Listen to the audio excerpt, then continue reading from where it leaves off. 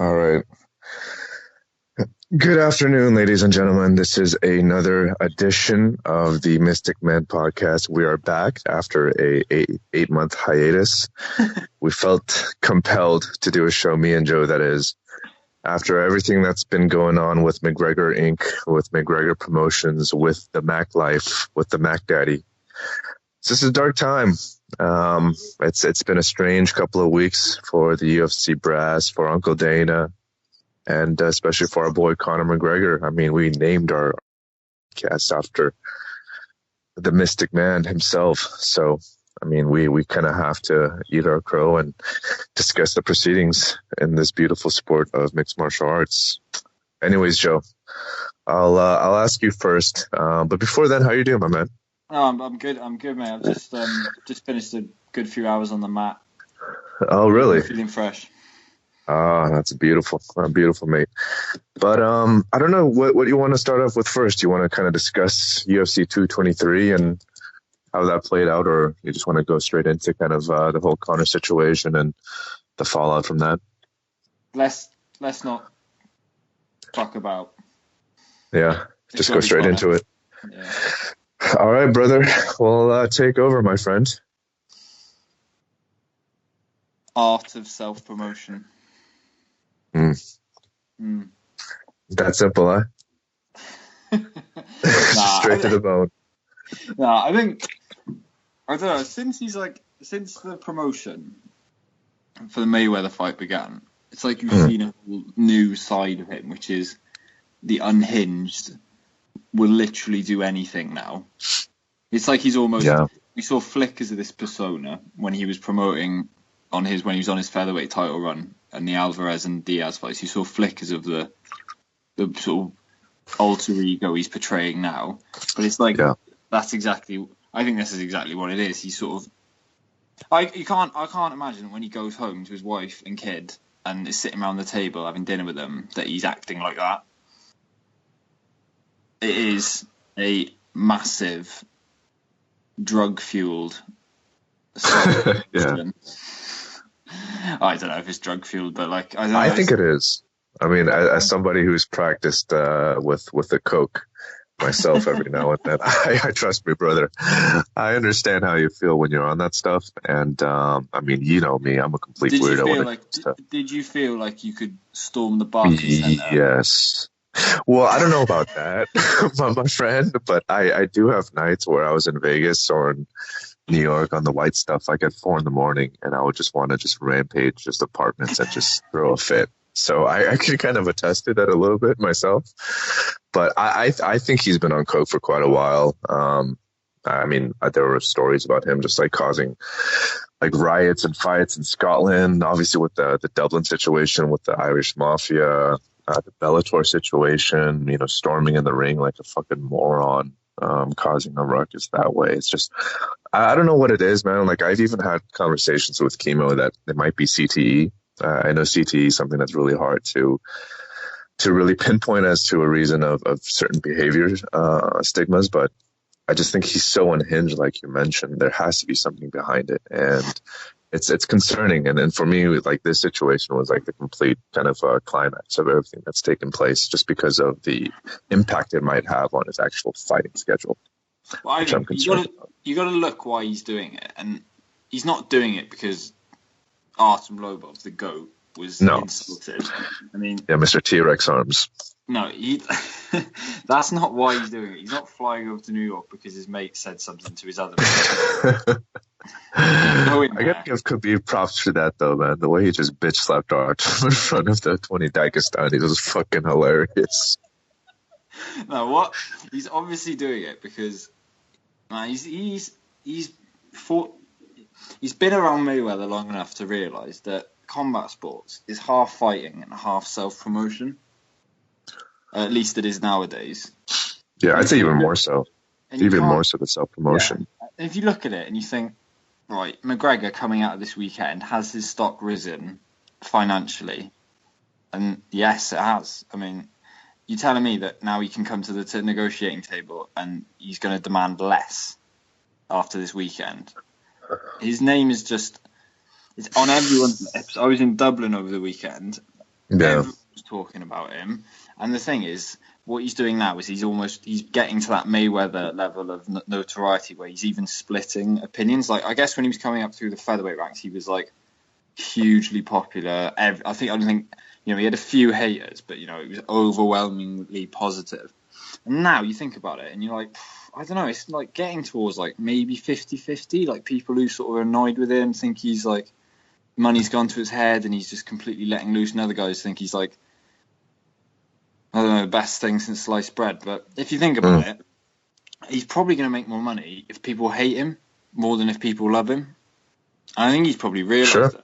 And he's like, well, I'm going to continue to act like this because it's like he has to keep topping himself. Because if he acted like he was when he was promoting like Aldo and Alvarez fights, where he was like, witty one-liners, maybe do like chuck a few bottles at a press conference, that stuff's a bit old now. He's got to, take it to the next level constantly. Like, that's his whole career has been about, like, constantly going above and like beyond what's expected. Yeah, exactly. One-upping expectations. Yeah. So if he comes back to a press conference and gives a couple of like one-liners on Jeremy Stevens, I'm not sure anyone's going to really give too much of a care. He's got to go in now and like raid Madison Square Gardens with like flipping 300 Irishmen. Like, I don't know what's he going to do what's he going to do next? No, I agree 100%, B, and that's what our godfather Brendan Schaub said on the Below the Belt podcast a couple of weeks ago. Conor What if Broach. Schaub says it? Oh yeah, I'm sorry to bring what you just said down a notch, but I think and I agree with the Schaub. Actually, this is like one of the few smart, intelligent things that Schaub has said out of the 100 moronic things he said, especially about black people on UFC Fox. But anyways, just regarding the kind of Conor one-upping himself, I do think Conor's a guy who always looks ahead. He always looks for the new venture that's going to give him bigger dividends than, defending a belt 4 or 5 times like a Max Holloway or a Jose Aldo. And that's the reason why Conor doesn't defend his belt, in my opinion, either. Just because, like, to him, the challenges are always, the next weight class, the next big money fight.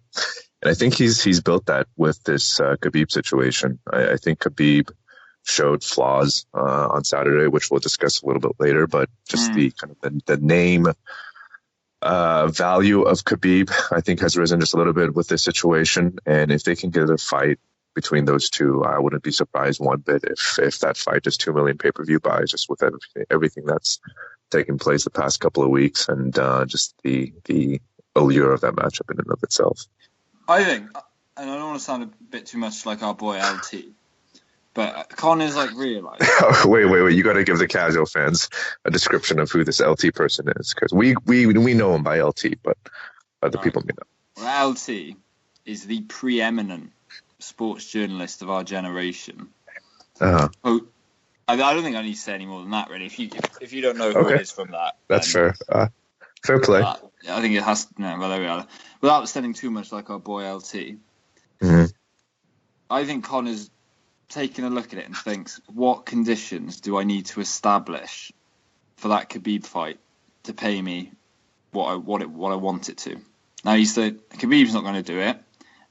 UFC ain't going to do it. Dana White isn't going to do anything. So I'm going to have to do everything. I'm going to have to promote this fight even before it's even been made, that to create a set of circumstances where I will be getting paid what I want to get paid. And so he thought, right, let's literally rewrite the books on promotion before a fight and actually get law enforcement involved in it. Sure. Hey, I just want to give a shout out to our... My bad, Joe. I'm just going to cut you off for 1 second. I just want to give a shout out to our single listener in the Mixler chat. And that is a gentleman by the name of Lukanik Olaradik. So thank you so much, Lieutenant Coloradic. We have 3 other listeners, one of which is Cameron, who is the producer of the show. Producer, yeah. Secondly is the Boxing Coalition, which is obviously our umbrella podcast, if you will. And the last one is Steve Kim, who's actually myself. That's what I've named myself. So there you go. And Lukanik just wrote "fuck yeah" in the chat. So shout out to you, brother. We do this for our fans. We want to hit that Brendan Schaub, below the level, below the belt Showtime sponsorship one day, and this is baby steps for us. So thank you so much, guys. Yeah, man. But yeah. What I was going to say. Do we want to give a shout out to our sponsors as well? oh yeah, of course, Yeah, of course. Go for it. Yeah. So first of all, we just want to give a shout out to the Wakanda clothing line. We discussed different partnerships with people like Francis Ngannou and Koan Uzma. So we're trying to get some gear. We're trying to get some Wakanda gear that we can send out to our listeners. I think that's about it on my end, bro. Do you have anyone else that you're talking to on your end? Yeah. So I've been trying to put something together with Henzo Gracie New York and the Down Ahead Death Squad. Reached out to John this week, and he said that he wouldn't mind a shout out, but nothing concrete at this stage. Okay. No rash guards, no compression gear. No, not yet. I think I'm thinking down the line we might have some sort of leg lock technique named after us as a sort of trade off for repping the Down Ahead DS. Sick, man. We also got one more listener, by the way, a gentleman by the name of Hit One. So Hit One, thank you so much for your constant support as well. But I think, if you think about it, name another pod that doubles its listenership. Exactly. The course of the podcast. I mean, it's the opposite of self-cannibalization, right? It's just growth at such a rapid rate that it's just unfathomable. That's what that's what the Mystic Men podcast is all about. But just going back to the situation in and of itself, I do want to also mention, I think Connor, when he threw the dolly and when he brought along all of his goons from Dublin to Brooklyn, I think it was a PR stunt. I do think he was just trying to create some kind of drama at the press conference that his Mac Life group gave him access to, which I thought was completely hilarious in and of itself, that these fucking goons would open the door to the loading area of the Barclays and let Conor McGregor in like he needed them. But I think Connor, I heard that his initial plan was to go to the press conference and start a little bit of a scene, as Khabib and Max were having their final press conference and play. And he just saw a situation here where he would throw the dolly and I guess provoke some kind of reaction that way. But honestly, don't even think he really thought the dolly was going to cause any damage on the bus. And when it did crack open that window, I think he thought to himself, oh, fuck, this is definitely escalated quite a bit. And now, I have to proceed as if, this was the original plan. But I do feel bad for Chiesa. Obviously, Michael Chiesa was, dropped from the car. Well. Yeah, definitely. With Chiesa. And even with Ray Borg, I'm going to give Ray Borg some of my defense here, because I read a lot of dumbasses saying, Ray Borg was wearing fucking glasses, for crying out loud. How did he sustain any kind of eye injury? Like, the debris from the shattering glass somehow made it into his eye. And if you actually look at some of the articles that have been posted in the past week, Ray has actually posted images of his eyes damaged and kind of like the lower retina area that has sustained the damage. So I feel terrible for those guys, man. I mean, that's a paycheck that you're probably not going to get. You're going to get the show up money, obviously, but you're not going to get the potential win bonus or the potential fight of the night bonus. So I really do feel bad for those guys, and I do hope that they get some money by way of legal action. Yeah, and I think that's where I stand on Conor, is that if he hadn't have jeopardized or destroyed those two guys in terms of fighting on the card, I wouldn't actually I don't know if I'd have a huge issue with it. He's obviously you can't have everyone going around chucking trolleys at buses.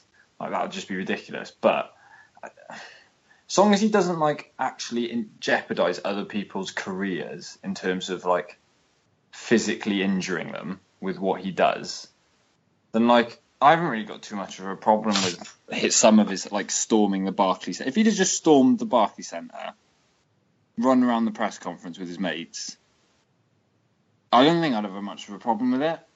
It's just the fact that, it's just the fact that he's actually put two guys that have been in 6, 7, 8 week training camps and a weight cut for nothing. That's the thing that sucks out of the situation. Not the fact that you went to prison, he went to cells for a night and at a hearing he's probably going to get some sort of fine. It's the fact Yeah. that two guys missed their fight, and he's probably going to get sued to shit for it. Exactly. And there was a really great tidbit from Ariel Helwani that was stating that one of the policemen that was positioned in one of the cells that he was covering, like Conor was shadowboxing before his arraignment, which I thought was just absolutely hilarious and fucking legendary. But hit one from the chat.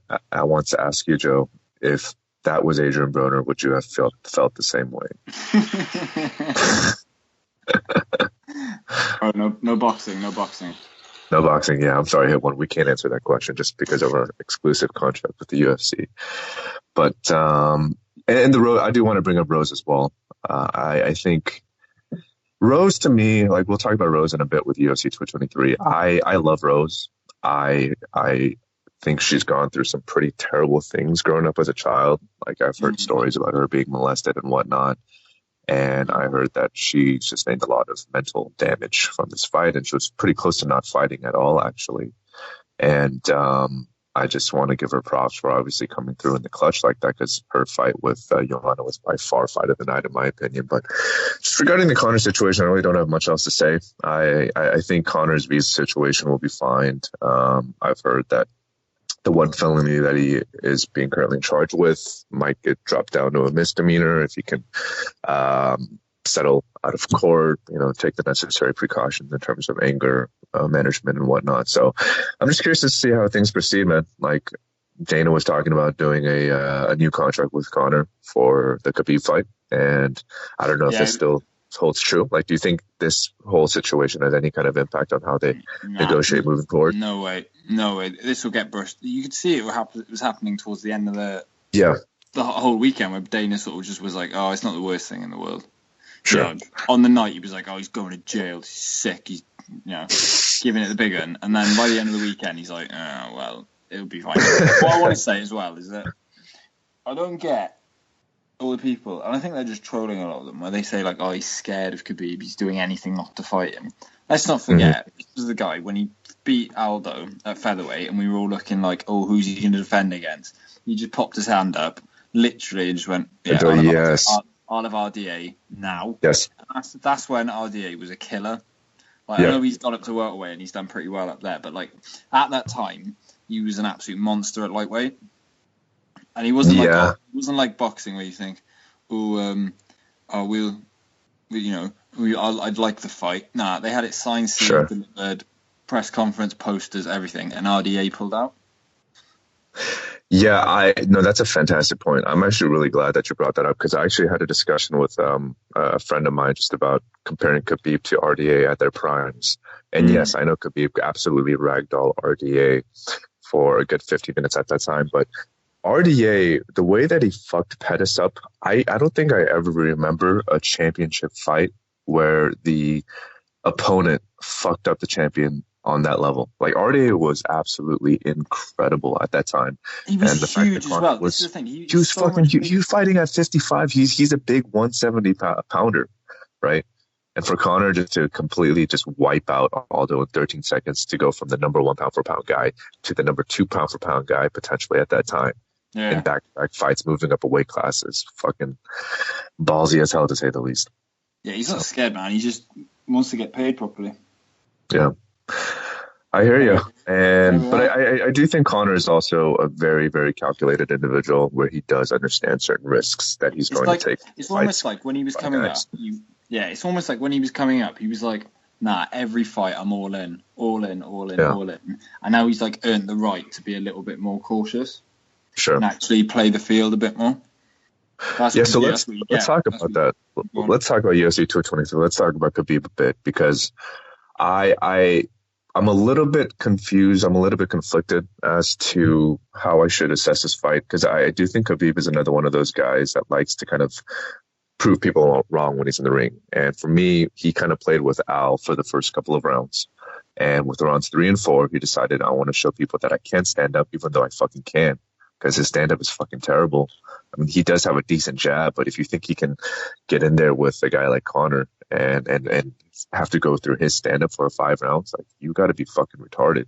Like, the way that he was getting tagged against Michael Johnson at UFC 205, to me showed me Mm. everything that I need to know about Conor versus Khabib. Like that fight showed to me that this is a closer fight than people think. I may still give Khabib a slight advantage from the sense that Conor hasn't fought in the octagon in over, I think over a year and a It'll probably half, be like 2 years by the time they fight. which is insane, Yeah. right? Mm. So for Mm. me, Conor, as I mean, I don't even really know what Conor's takedown defense is like. We've never really seen it against a guy on Khabib's level. So if Khabib wants to make that a boring kind of ragdoll occasion for 5 rounds, I do think he has the capacity to do it. So I would favor Khabib, but at the same time, I think it's the most compelling matchup at the 55 division, man. I think him versus Khabib is the best fight that we're going to get. Yeah, it's funny. It's like if I was McGregor now, and I was trying to, the Khabib fight is obviously the next one to make. You've got to be getting into his head first thing, saying just stand up with me. Don't quit and go to the ground. You got try and see if you can stand with me, because I think you could even because Khabib is trying to prove to people that he can stand up. Yeah. Like I don't buy this sort of I thing. agree. Like he practiced for 2 rounds standing up. No, he didn't. You can do that in the gym. You don't have to spend 2 rounds of a fight in the UFC practicing your stand up. That's absolutely ridiculous. Yeah. I think he literally felt that. The problem is because it's weird that he's a fighter that lives so much on the ground, but he's so popular and people love seeing him fight. It's because I think it's literally just because of the brutality of his ground and pound that people love it. Mhm. But I think even that gets old when you don't actually finish people. When was the last time he finished someone? Yeah, I mean, he didn't finish Barboza, as spectacular as he was, and that's another great point, Joe, that you bring up. I actually don't think Khabib is that appealing for casual fans. I think if you're, masters like we are, like we understand his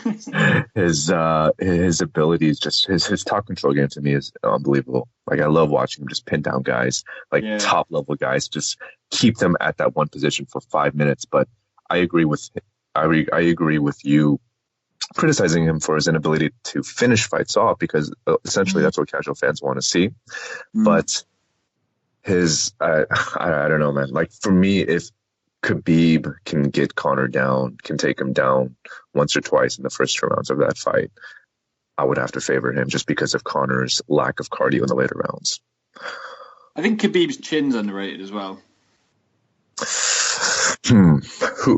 No, you're right. I would rate Michael Johnson as a fairly heavy-handed puncher at that weight class. I wouldn't say I would agree. I wouldn't say he's like Carl Froch or anything, but yeah, I don't know, man. It's hey, no boxing, bro.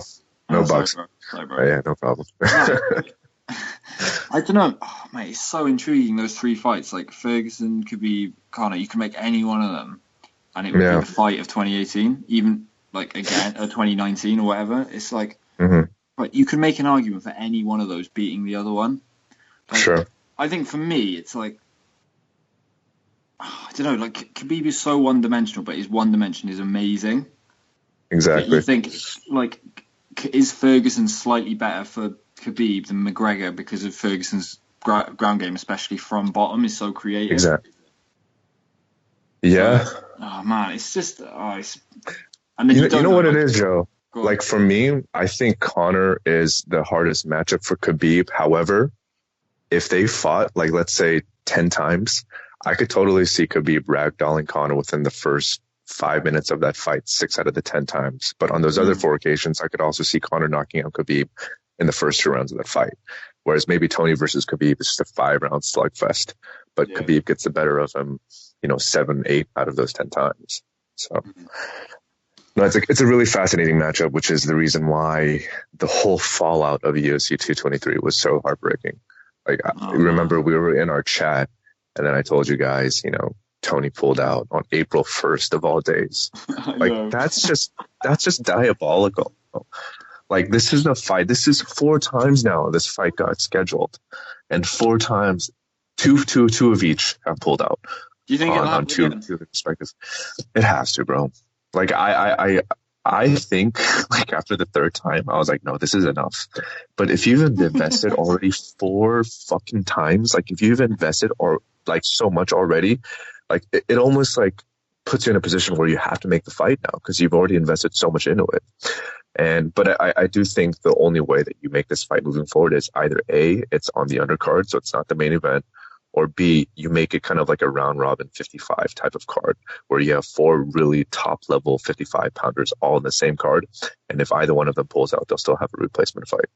They'll probably make it when they're like on their last legs in like Rising or Bama. Yeah.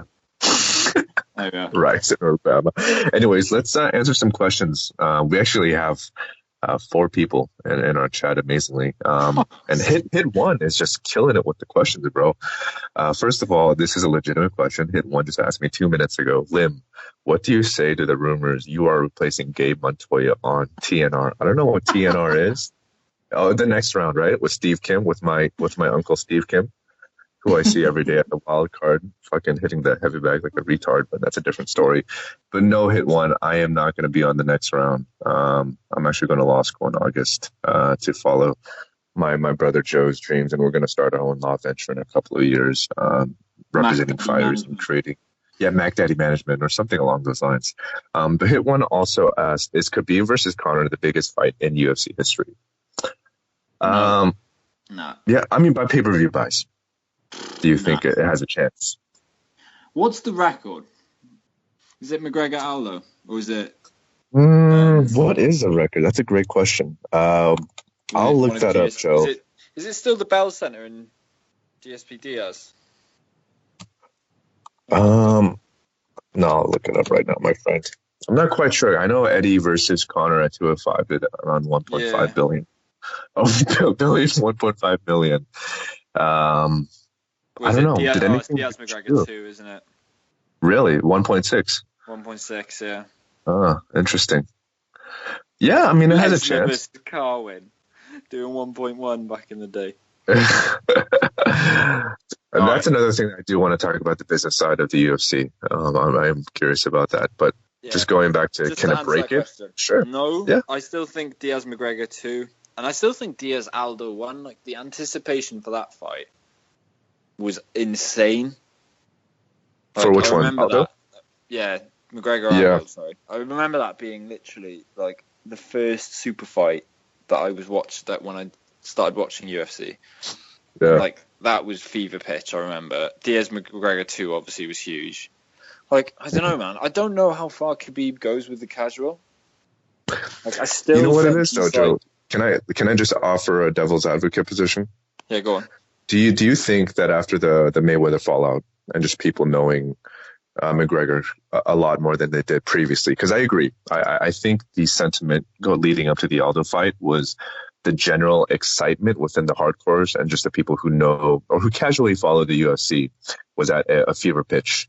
But I think after the Mayweather fight, I think more households do know and recognize Conor. And with all of these incidents that have plagued them from a legal perspective in the past couple of weeks, I do think more kind of faces recognize Conor. And I think you can build that around kind of just Conor's ascended popularity. So I think that's a good point. It's almost like is McGregor's popularity beyond is big enough now to carry the biggest fight in UFC history just on his own name, almost. Exactly. Yeah, and the return. It could be. It could well be. Yeah, and the fact that he's fighting this 26-0 monster, even though he's not 26-0, he's 10-0 in the UFC, and one of those fights, in my opinion, he lost pretty convincingly. So I think he's 9-1 in the UFC. You know, he's had about 16 fights in Dagestan or some other kind of lower level organization.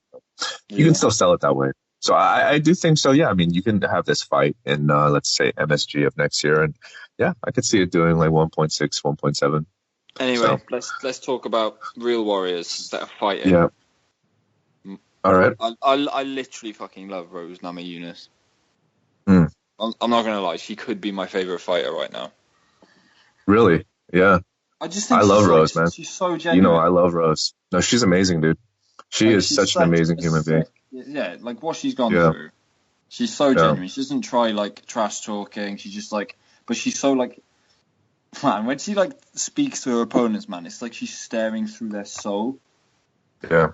I literally love that intensity. You know what it is, though? It's actually a defense mechanism.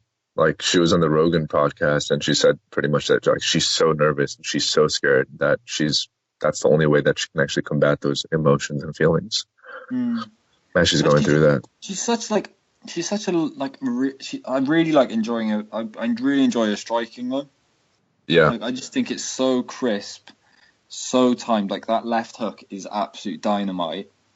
yeah, I love her angles too. Yeah, I think Like it, she's like she could with the right promotion. I think I don't think she's going to get to the Rousey level, but I think she could be the next, the second true women's MMA superstar behind Rousey. sure. And you know She's what's really still so ironic about that young. situation is that was supposed to be Joanna Mm. before Rose. Yeah, but I think And Joanna has done a lot, obviously, for that division. Like she's given that right. division so much credibility over the years. Mm-hmm. It's given so much prestige in the title. Like obviously the divisions that just keep changing hands, belts change hands, man. It just kills the division really in the long term. Absolutely. But Jedrzejczyk has obviously done so much for that division and sort of understatedly for like hardcore women's MMA, like for the hardcore fan as well. But I think her ceiling was limited because of the way she fought. I didn't think that she had that explosiveness that people like Rose, Holly Holm, like they've actually got some sort of fight ending power. I disagree about Holly Holm, bro. Holly Holm has an amazing booty, but she does not have game-ending power. I don't know, man. I don't know. Maybe I'm in the wrong because the only thing that I'm looking at is her booty when she fights. So that's the reason why I bought the Cyborg pay-per-view. I just wanted those HD still shots. Oh, I'm sorry.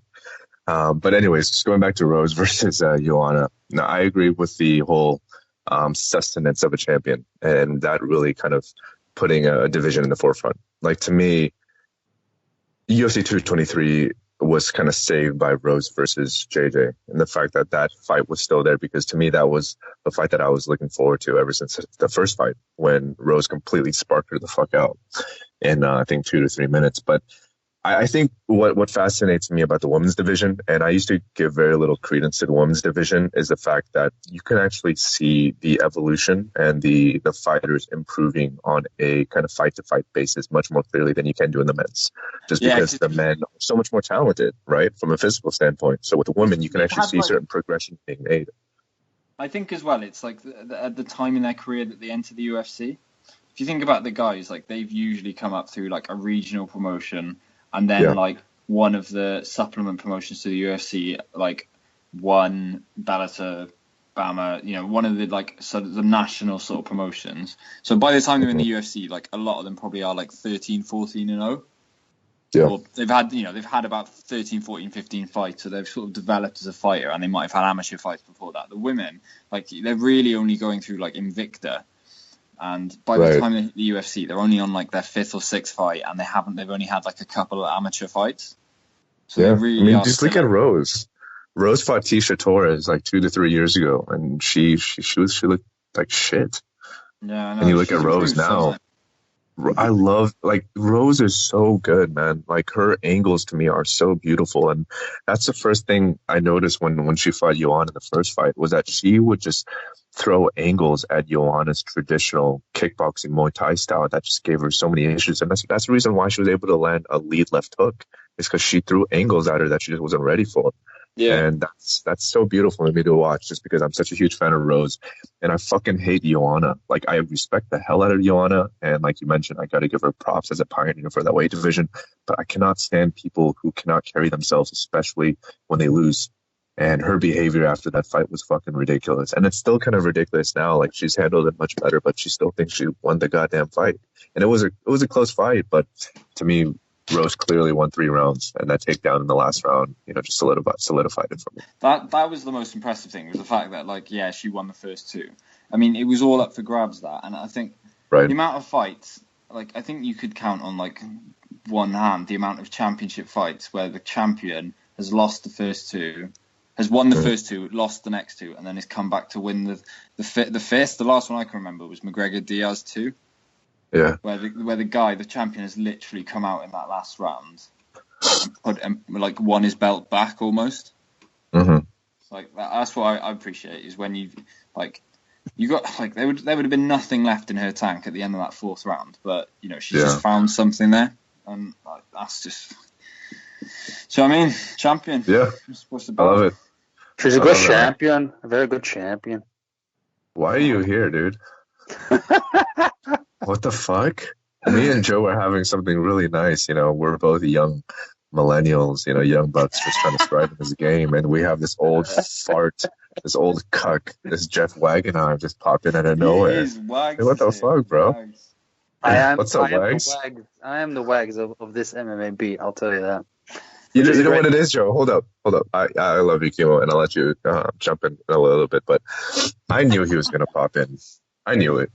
Like, this motherfucker's in Holland, and I understand you're with your family and whatnot, but family's boring after a while. So you want to jump in, you want to talk your shit, you want to talk MMA. All right, go for it, bro. We're just talking about UFC 223. We're talking about Joanna versus Rose. You can talk about that, or you can talk about the Conor situation, but it's up to you, bro. No. I mean, I actually got home quite a bit earlier. I was seeing a friend of mine, and so I just got back in. The Moose. Yeah, exactly. I was hanging with Moose and pulling cars. Sweet. Yeah, sweat. But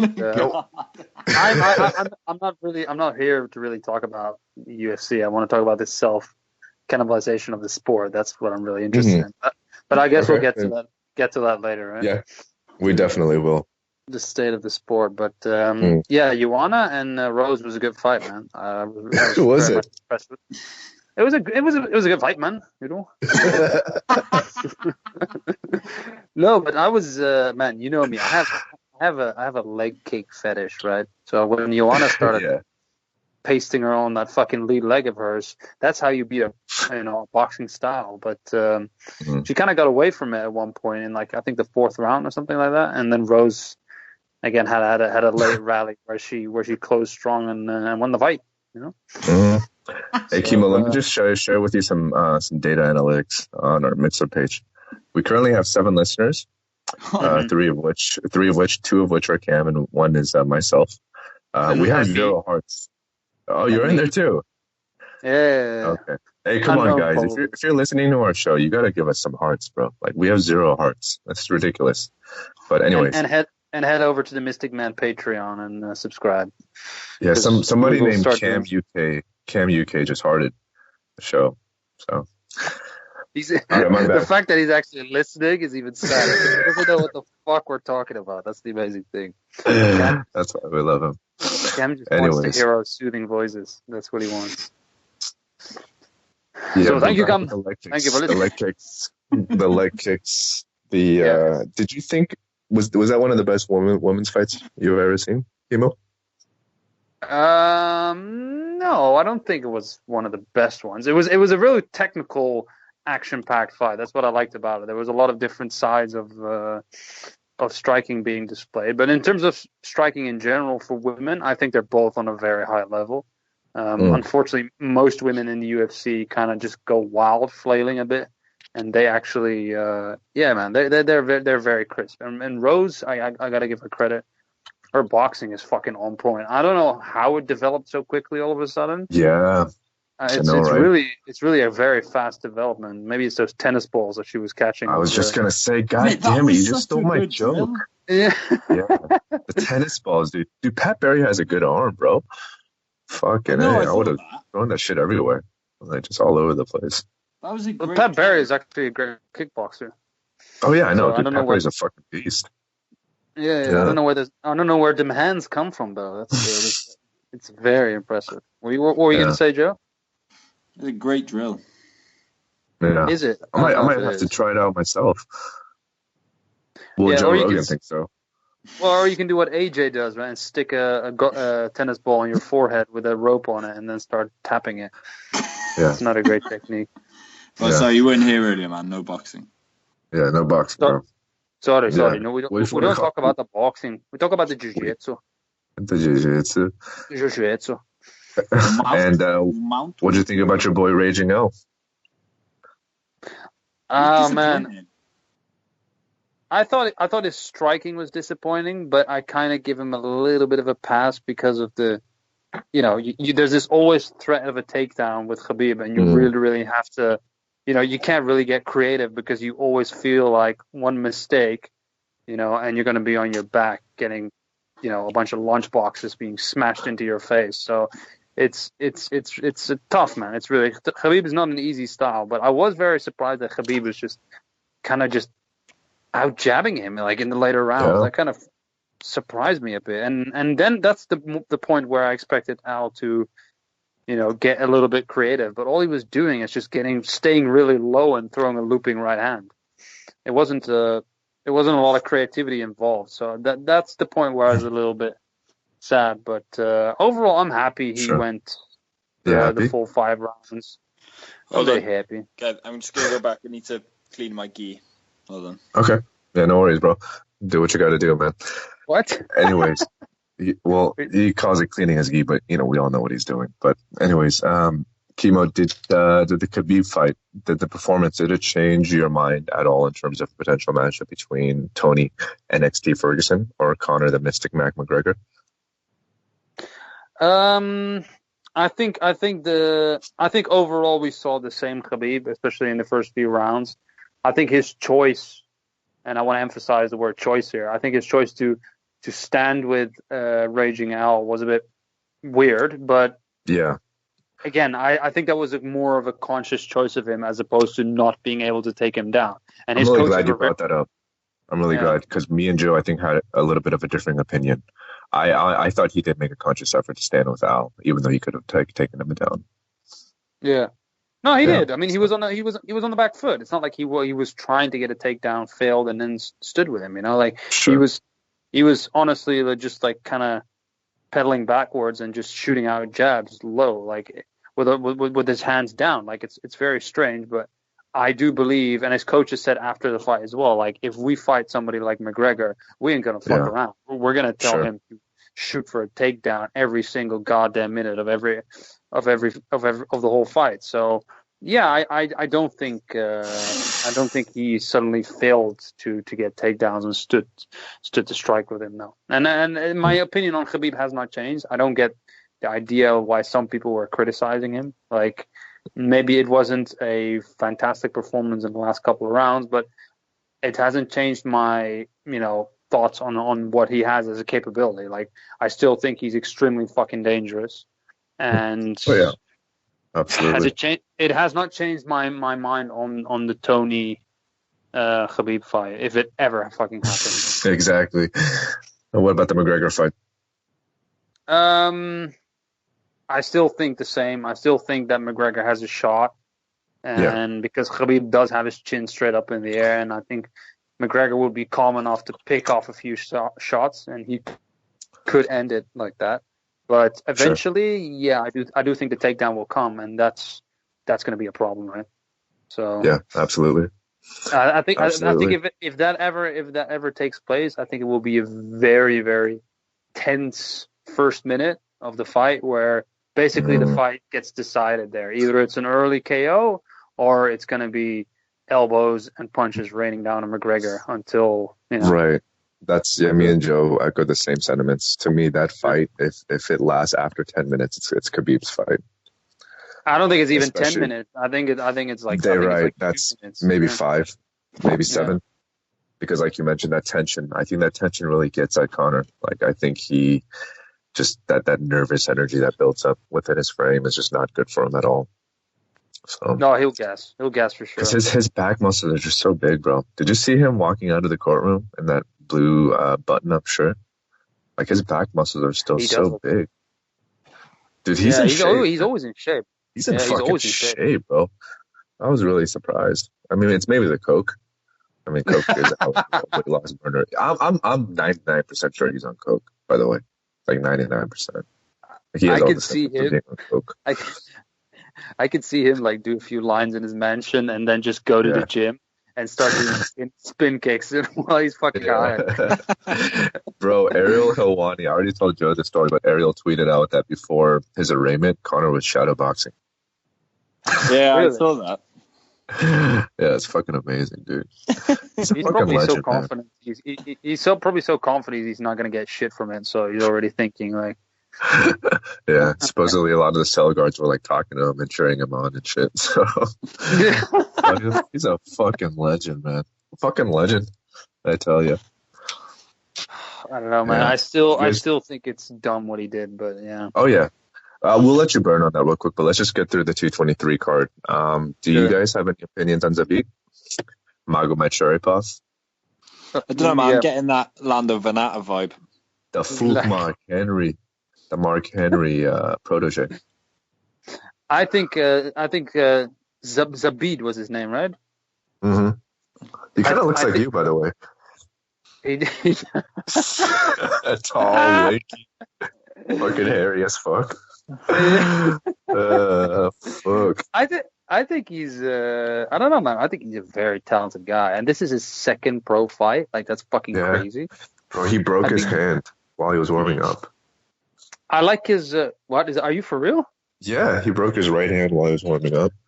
How is that possible? I don't know. It's Mark Henry. Mark Henry's an idiot. We all know that. But how can you break your hand in a warm up? I don't know. Pads. That's what he said on the. Are you fucking real? You're not trolling? No, yeah, I'm not. It was on the MMA Live on Monday with Ariel Helwani. Mate, that's fucking crazy. But okay, but regardless, I like his stance. I like his boxing and these guys, these fucking Russian dudes, man. They have some crazy clinch and ground games, man. It's the way he just kind of throws his opponents around and has these crazy trips and stuff. Like, it's oh my god, that one trip where he fakes to go one way and then kicks the back leg out. Yeah, mate. It's yeah. Man, it's. Like, how do you have the composure to do that in the middle of your UFC debut? I think we might be seeing like a new wave of MMA fighters come up, man. Like, we've seen it a little bit in boxing already, where we got all these Eastern European and Russian amateurs coming in, like, and now you get these crazy fucking wrestlers from Russia and Dagestan and all that. Like, it might be the new wave, man. I don't know. These guys are physically ridiculous. They have a lot of poise, and they're mentally very tough as well, right? Yeah. Sure. You look at like the combat sambo and all the, look where all the like wrestling and Greco-Roman wrestling goes. All like Uzbekistan, Kazakhstan. Like, there must be some absolute like animals out there, like literally tearing apart They could tear apart UFC fighters on the ground right now. Mm. But they haven't got the exposure that like some of like Khabib and Zabit have. Well, it doesn't always translate, right? You got to be able to just adapt to the MMA game. I mean, we've seen a lot of talented wrestlers come in, even from the American side, and it doesn't always translate, right? But here you have a guy like Sabit, for example, and I don't know what his background is in terms of wrestling, or judo or anything like that, but he's got that strong clinch and ground game, and he has a lot of potential in the striking department as well. Like with Khabib, I don't really foresee any change in his style. He's already at a stage where he's matured, I think, as a fighter. It's just tightening up a little bit the defense and stuff like that. But he's always going to be a ground fighter, right? But this guy is really diverse, man. I really, really like him. And I have to give credit to his opponent, man. That dude was fucking crazy. That was one of the craziest guys I've ever seen in the UFC. Like, he put his chin out there, he put his hands down, and just started slugging with him. Unbelievable. I forgot his name, if anybody remembers him, but yeah, man, that little dude was fucking intense. I love the fight, by the way. Really, really good. Reminds me a lot of that guy fighting this weekend, Adesanya. Just super creative, long, rangy. Adesanya? Hmm. Who the fuck are you talking about? That Israel Adesanya? What weight does she fight at? He's a bloke. He's a I thought it was a female. Oh, and bloke, mate. Wait, was this on the card or what? Yeah, the Nigerian-born New Zealander. Yeah. He's fighting that big-ass white dude. Bender. I didn't see that. Was that on the undercard or what? Prelims? No. It's next Saturday. It's this Saturday. Excuse me. You need to check this guy out. He is absolutely ridiculous. Yeah, he's fighting on the card this Saturday, bro. The Gaethje Alvarez one. Mm-hmm. Sorry, Gaethje, Mate, Gaethje, not watch Alvarez. his Poirier. debut. What's his UFC debut against Rob Wilkinson? Yeah, and the fighter that fought Zabit over the past weekend was Kyle Bochniak. Bochniak, that's it. Yeah. He's an absolute fucking demon, man. What a guy. Mm. Much respect to him. And he was loving it as well. Like, he was just smiling in the corner. Like, he didn't give a flying fuck about the brain damage he was getting.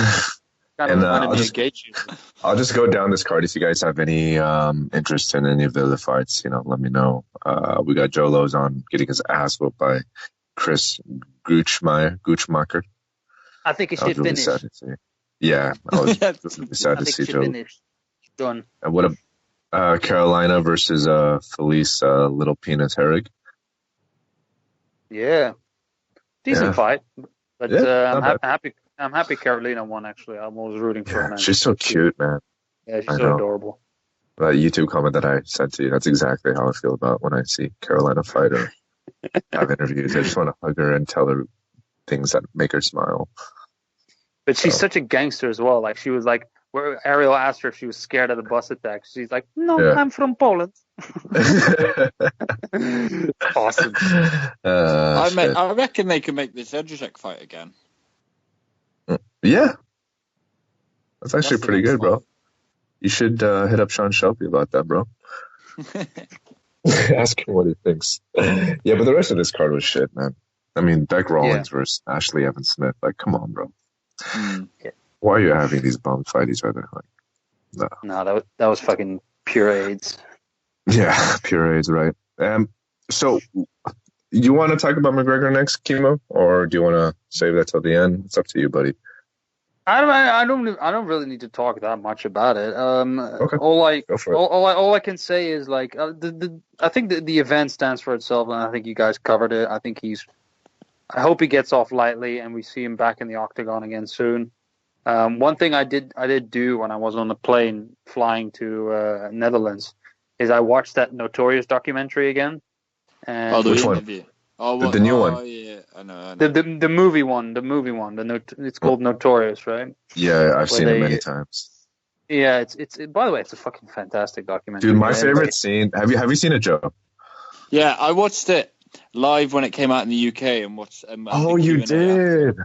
Oh my god, bro, my favorite part, the part that gets me like teary-eyed every single time, that makes me want to train, is the Mendes fight. And then the second one, when he's on his back and that beautiful music comes over, and then you see D and you see his mom with her head down, and then Connor just like kind of smiling, taking those shots, and him just crying afterwards, and being in D's arms. Like, dude, it makes me confused. Like, I don't know if I want to work out or if I just want to come. Like, I'm just so confused, man. It's such a beautiful moment. But yeah. Anyways, you go back to your story. Kimo, sorry. Yeah. Thanks for that. Yeah. Mm-hmm.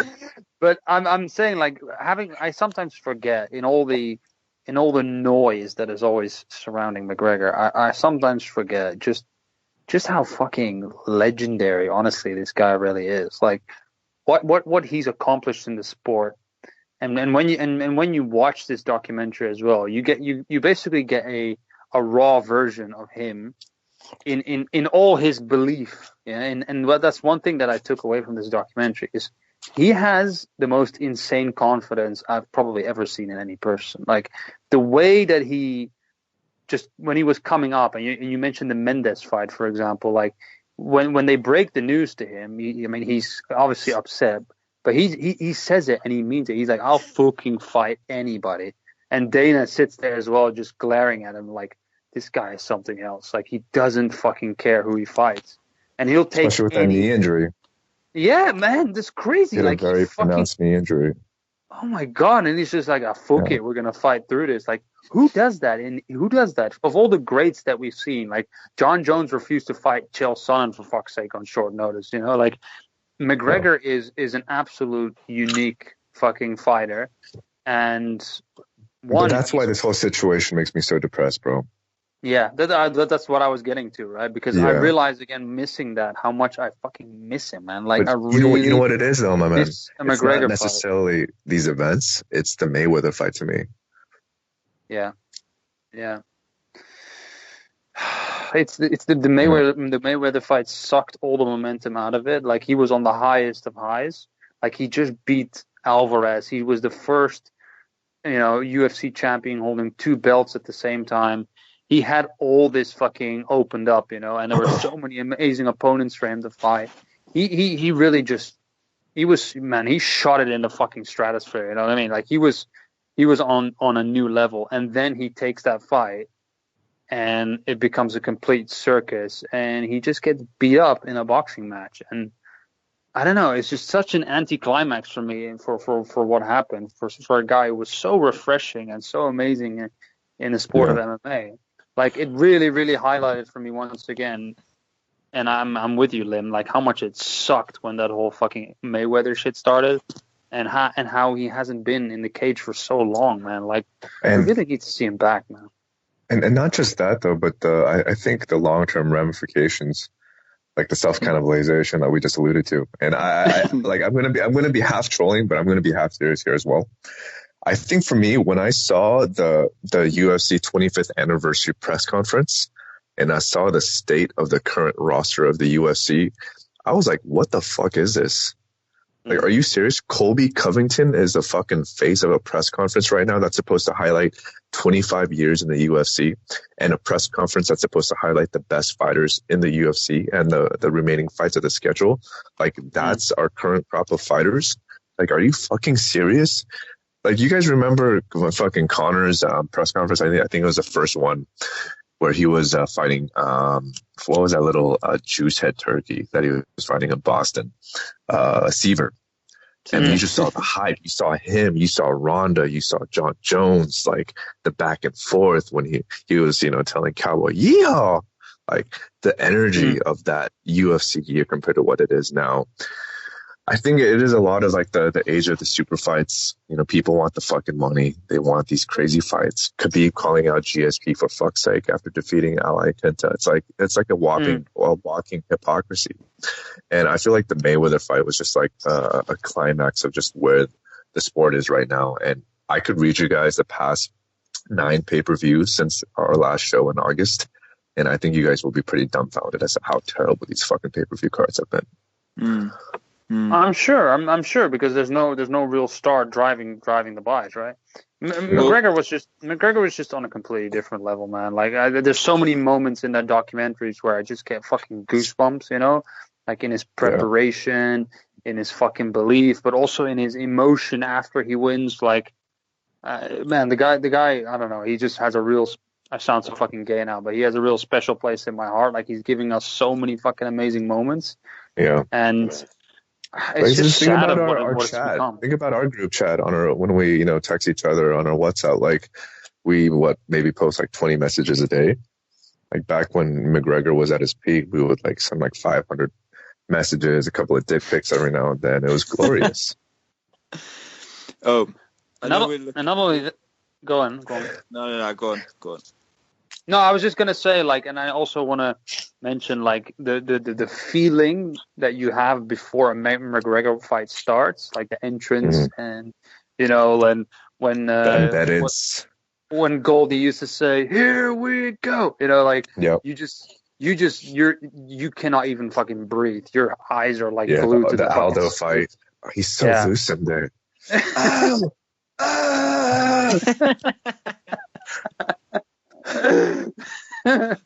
I mean, but the Aldo fight, man, that has to be one of the, like, there's a scene also in Notorious where he's saying it, that he's sitting with Lorenzo and Dana, and he's saying, make the fight for me.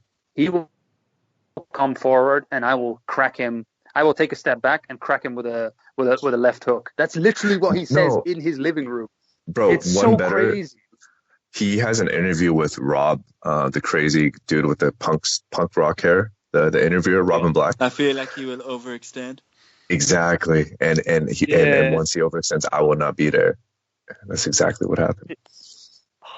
It's so sick how he sees these things. Like, Well, anyway, I know we were talking about stars that need to be, there's that vacuum now for a superstar to come in. And this fight, I've just put it in the group, and I'm quite happy to spend the rest of the show because this fight is huge. They've just made it. Which one? Just look in the group, man. No, this is not real. Is it real? It's real. What? No, get out of here. CM Punk is coming back? Was he fighting Floyd? Who's Jackson? Oh, he's a interviewer. He's like some kind of UFC media member. He's 0-1. Yeah, Jackson is the guy who fought what's his face, Mickey Gall, I think, in his first fight. It's 0-1, and the first comment on the post is like a photo of their two records of being 0-1, and it's like someone's O has got to go. Mate, this is a troll. Has this really been made? Yeah. Yes, they've been talking about this fight for a while, man. Genuine. It's Nobody on gives a fuck. It's on 225. Come on. I'm fucking psyched. Mike the Truth Jackson. Yeah. Anyways, guys, let's talk it's in about Chicago, bro. It's gonna be epic. It's gonna be in Chicago. Yeah, it's his hometown. Yeah, PM Versus in the chat just said the UFC tweeted it out. So, dude, it is legit. Dude, we have Black Ski Mask in the chat. Dude, we should get Black Ski Mask on the call. Stacked. Is it? Oh, is that the Covington card? Yeah, so I got Whitaker Romero, RDA Covington, Holly Holm, Megan Anderson. Are you serious? Holly's fighting Megan? Yeah. Yeah. When did that get announced? Today. God damn. Those are the battle of the booties, man. Mate, fucking Megan's got a hell of a booty, that's too. 4 unreal fights. Whitaker Romero, Dos Anjos Covington, Holm Anderson, CM Punk Jackson. I'd say about 2.5. Dude, how good is RDA Colby? I love that fight. Oh, well, that's because you have a raging boner for Covington, but I kind of turned around on Colby because he's so ridiculous that he's kind of funny. He said some really funny shit a couple of times. Like, I can't hate on that. It's absolutely outrageous.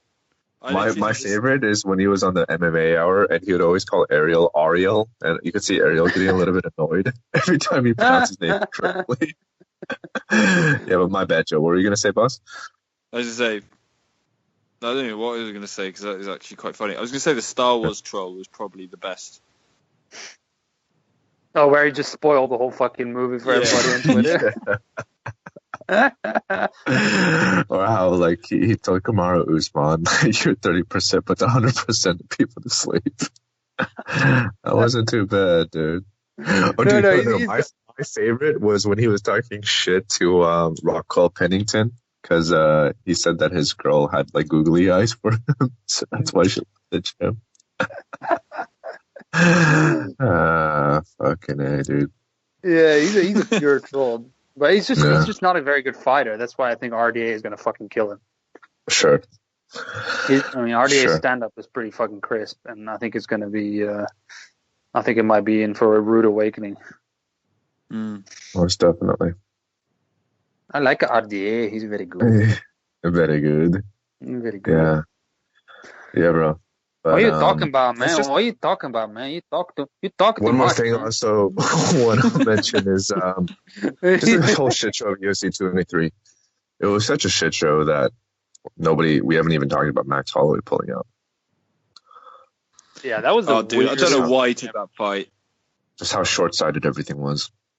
I don't know who his manager is, man. Like, what is he doing letting him do that? Well, his manager came on the MMA Hour and even said, like, "Oh yeah, everything's fine. We checked it with the nutritionist. It's all good." And then the commission, like, says that he's unfit to fight. Like, that means he's fucking fat as fuck, right? He's not drained as shit. Yeah, and he was probably losing weight as well at a very slow pace, despite getting really dehydrated. So yeah, I don't know, man. I think. I mean, correct me if I'm wrong, but if your body has not been, conditioned over the last few months, I don't think it's very easy just to start cutting a shitload of weight either, right? It's not just going to start falling off just like that. So I don't know. It's just so like I didn't understand. Like, I can understand Conor going like, I don't even think Conor on his mad run when he was blasting up through the ranks. If someone had dropped out of an Aldo fight when he was like just coming in, I don't think even he would have been like, yeah, let's have it.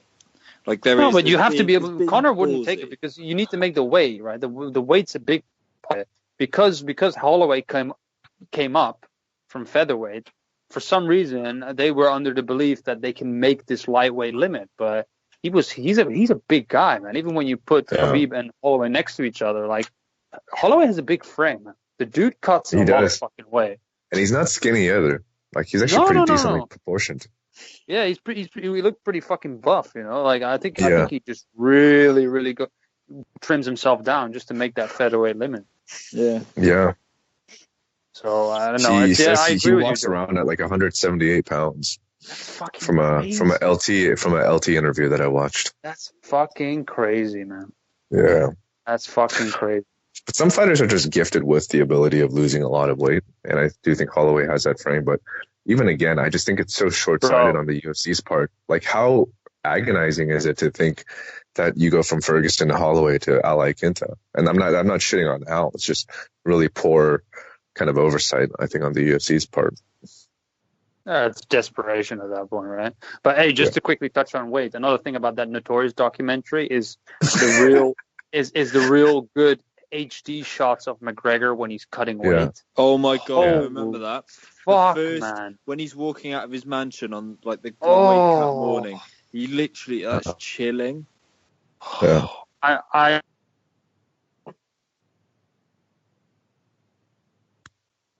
He's gone. Hello.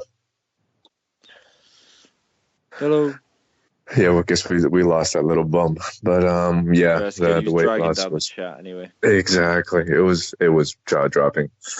Can't believe he used to make 145. He's a good point. Like that scene in Notorious where he I think it's on the morning of Mendes. Yeah. It's literally like a different guy. It's like I can't imagine. I've never seen a weight cut change a bloke's face as much as that. Mm-hmm. Yeah, I can't either. He looks like a different person. Yeah, man. But we keep coming back to Conor. Well, yeah, I mean, it is the Mystic Men podcast, so we've got to talk about it, boy. Yeah. Yeah. Yes. Anyway, shall we move on?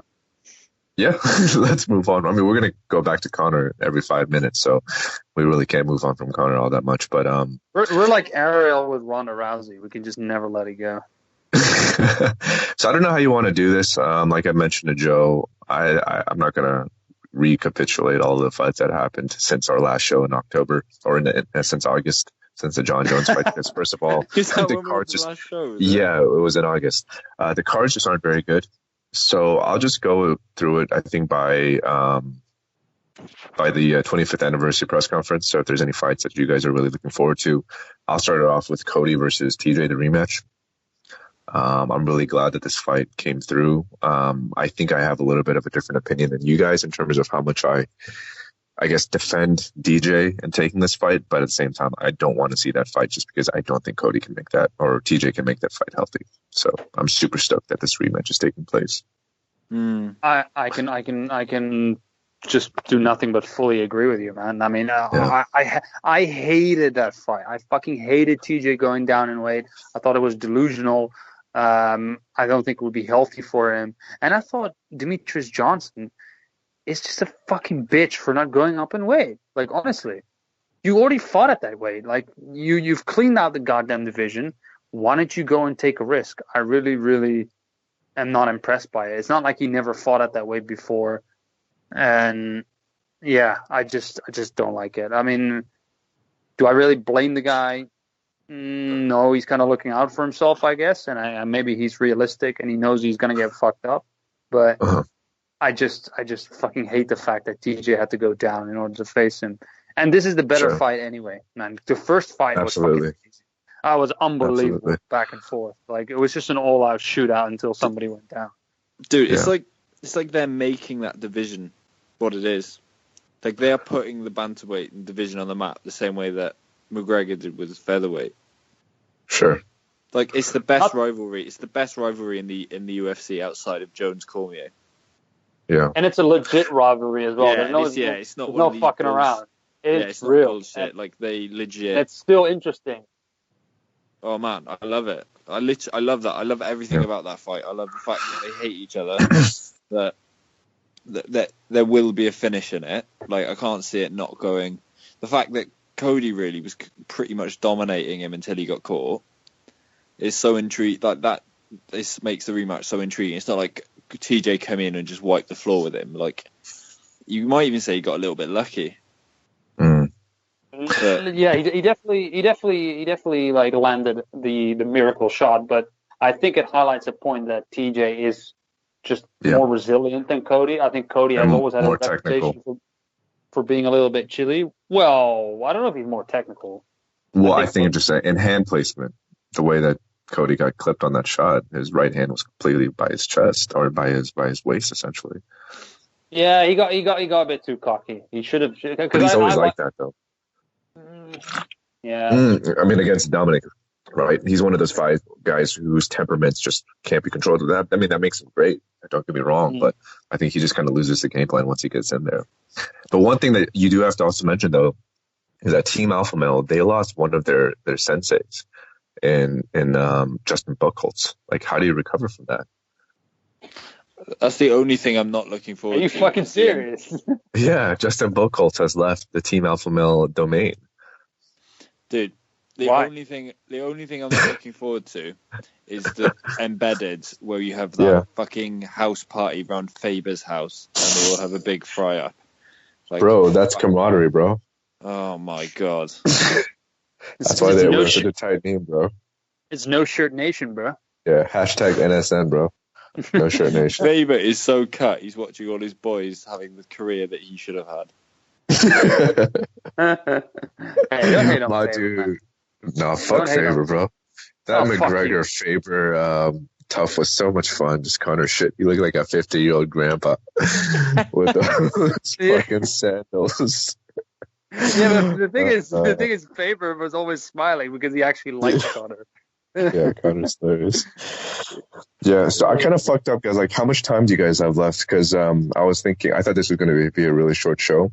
But if you guys have like 30, 40 minutes, I can just go through the rest of the card until the international flight week in July. I'm going to jump off because I'm probably going to hit the mat tomorrow morning.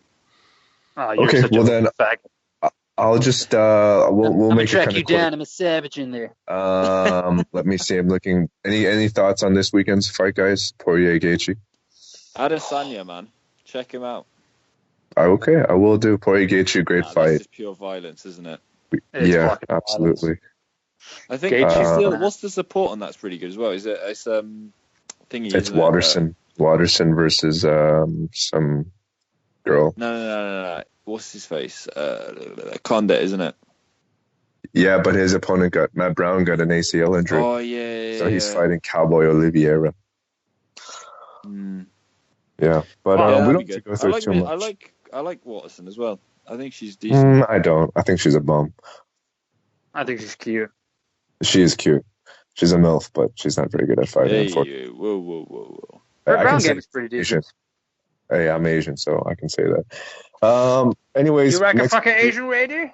I love fucking Asian lady. 350. You get the Asian fucker, you.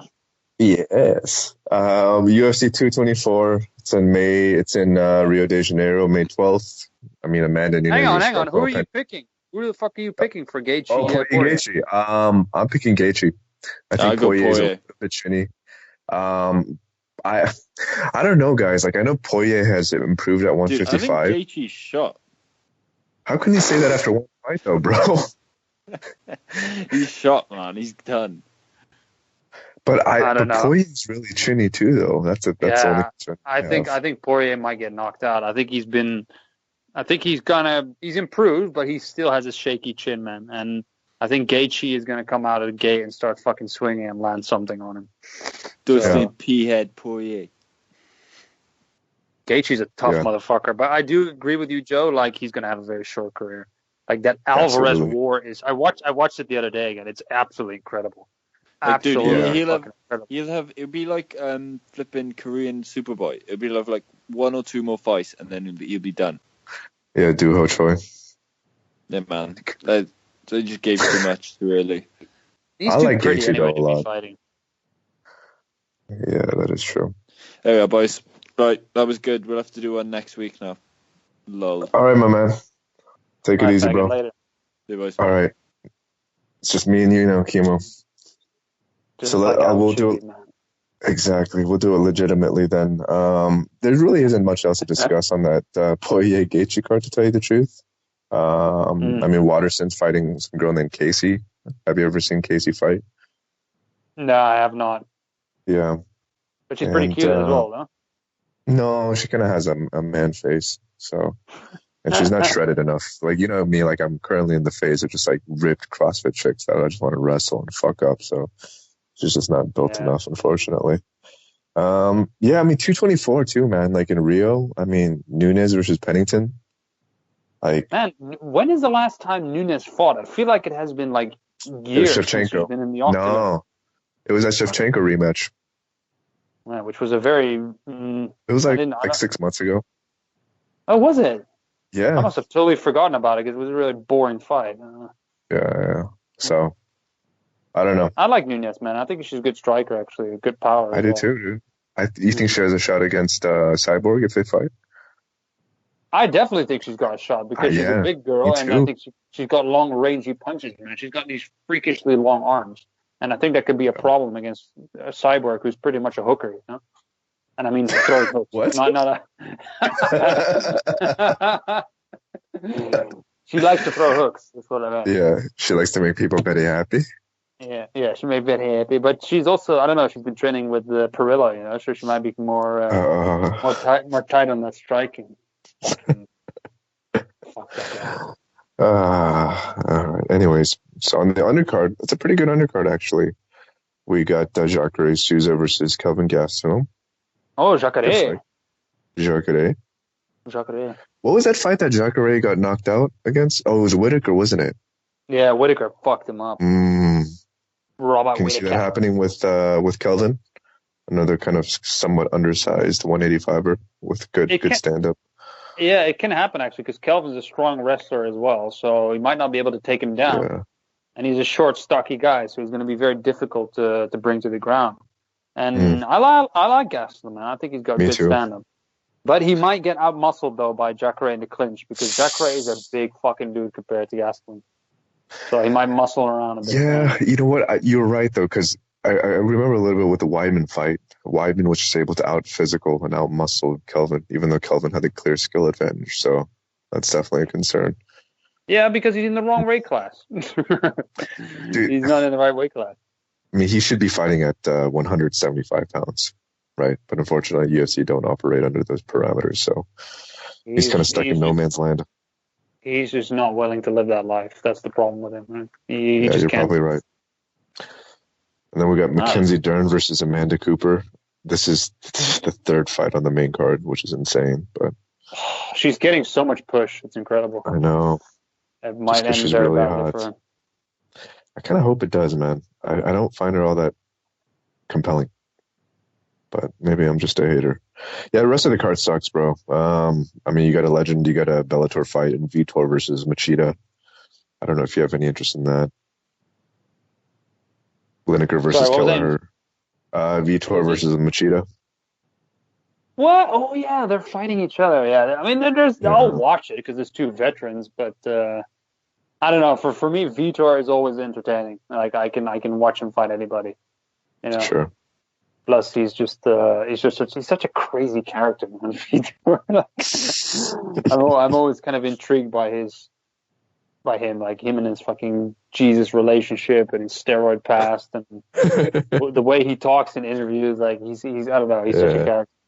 And he's old school, man. How long has he been around? Like fucking 20 years or something? It's crazy. Yeah, that's it. So, what about? Yep, that's pretty much it with that card. The next one we have is UFC in Santiago, Chile. I mean, Usman versus Ponzinibbio. I mean, it's a good fight. I mean, in terms of just like, you know, stylistic matchups, in terms of rankings, but they're just two guys that I'm not that interested in. I know Usman is pretty tough, but I mean, his last fight was so boring. It's hard for me to get behind somebody like that. Dude, Usman is not good. He's never been, and he never will be. He's just a guy that has above average wrestling, and that's it. I know he's talking a big game right now, but I saw him come up in tough, and he sucks ass, man, to watch. Like he's not entertaining, and his stand up is horrendous. So I'm not. I hope he gets fucked up. Yeah, I hope he Yeah, gets Ponzinibbio is a strong guy. His Mm. stand-up is pretty good. Yeah, man. So I'll just move on from that card. The next one is quite a titillating matchup. We got our boy Stephen Wonderboy Thompson versus Darren Till in Liverpool, May 27th. Darren Fucking Till. fantastic matchup. Yeah, please go ahead, man. Just in your accent, I would love to hear just a full-on breakdown of this matchup and that beautiful Scousing accent you have, or the Scouser accent, excuse me. He's actually the only one where I don't mind the accent because normally I just find it fucking annoying. But yeah, Darren is he's a character, man. He's got a buzz about him. He talks real great. He the fact that he speaks fucking fluent Portuguese and went to train down in Brazil is absolutely fucking fantastic. And yeah, he's got all the makings to be a massive star, right? He could be a star in the UK and in Brazil. Like that's fucking crazy. So which makes this fight so in strange, terms of the skill set, right, I definitely, man. No, I was just I gonna don't know. say it makes this fight just so strange, just because the consequences of either fighter winning will present you. No, well, with Till winning, it won't present you any issues, but with Wonderboy winning, it will present you issues. That's what I was trying to say. But my bad. Carry on.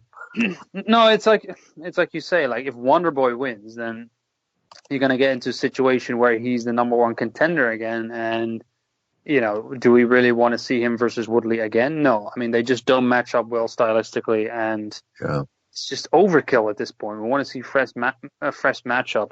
And Darren Till is basically going from Cowboy Cerrone to Wonderboy, who I think we can consider at least top 3 right now, right? He's an elite level. He's an elite level guy. So this is a big. I think he's number 2 in that division. I think he's number 2, clear cut. And he really did essentially fight, what's his face, Woodley too. Not a draw in both fights, but I mean, that's to me like, that's a wash for me, essentially. Like Woodley's a better fighter, but I mean, by not much. No, it's always by a very small margin, right? Like it's yeah. I don't know. I think if they fought 10 times, I can see Wonderboy beating him like 3 times, maybe. Yeah. You know what I'm saying? Sure. Like they're very closely. You know what I'm saying? Do you know what I am saying? Yes. Yeah. So, but again, fascinating matchup. I really have no fucking clue who will win. I cannot predict this. I hope that Till will impose his fucking strength on him because Till, again, is another guy who's absolutely massive at the weight. Like, he is just a huge fucking dude. And he's got good hands, good power. I don't know much about his ground game. Thinking maybe he should try to, if he does, since he spent so long in Brazil, you know, try and use it on Wonderboy because you got to watch out for them kicks, man. Like, he's got a very crazy arsenal of kicks. But yeah, it's very strange that they made it. Yeah, no, the Rory fight. I don't know if you remember the Rory fight, but just the gap in skill from the stand-up level between Rory McDonald, who was a top 3 welterweight at the time, versus Wonderboy was insane. Like, just the angles that Wonderboy presents, it's just fucking crazy, dude. He's a nightmare. A stylistic nightmare. And I don't know how Till is going to respond to it, dude. Like, I think Wonderboy's going to win. I would favor Wonderboy in this matchup just because I don't know what Till is like. And I've actually seen a couple of Till's previous fights before the Cowboy fight, and he's a little bit heavy on his front foot. And to me, I think that's going to give him a little bit of issues against a guy like Wonderboy, who's just so quick and light on his feet.